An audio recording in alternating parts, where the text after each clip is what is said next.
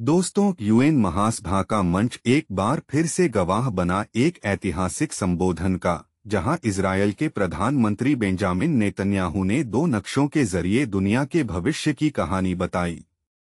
उन्होंने दो ऐसे नक्शे पेश किए जो न केवल इजरायल बल्कि पूरी दुनिया की दिशा बदल सकते हैं।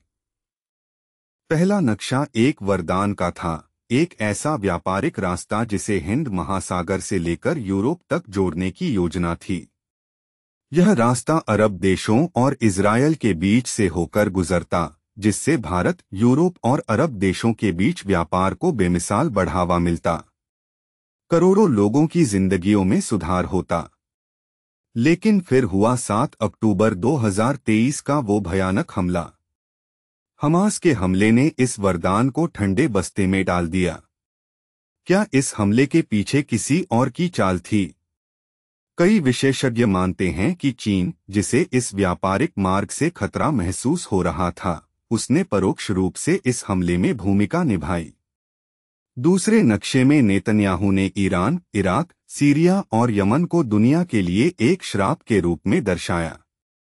ये वो देश हैं जो न केवल इजरायल के लिए बल्कि पूरी दुनिया के लिए खतरा बन चुके हैं। इनकी जड़ में बैठा है ईरान, जो आतंकवादी संगठनों को समर्थन देकर पूरी दुनिया में कट्टरता फैलाने में जुटा है। ईरान, जो बैलिस्टिक मिसाइलें बना रहा है, वह अपने न्यूक्लियर वॉरहेड्स से पूरी दुनिया को निशाने पर रखना चाहता है। हिजबुल्लाह और हमास जैसे आतंकवादी संगठनों को ईरान की मदद मिल रही है, जो लगातार इजरायल पर हमला कर रहे हैं।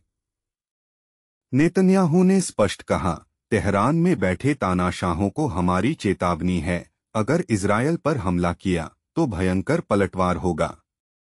लेकिन दोस्तों, यहाँ एक और चौंकाने वाली बात थी। नेतन्याहू के नक्शे में गाजा, वेस्ट बैंक और सीरिया के गोलान हाइट्स को इजरायल का हिस्सा दिखाया गया। नेतन्याहू ने स्पष्ट कर दिया कि हमास को गाजा सौंपना 1 और 7 अक्टूबर का इंतजार करना होगा। ये कभी नहीं होने देंगे।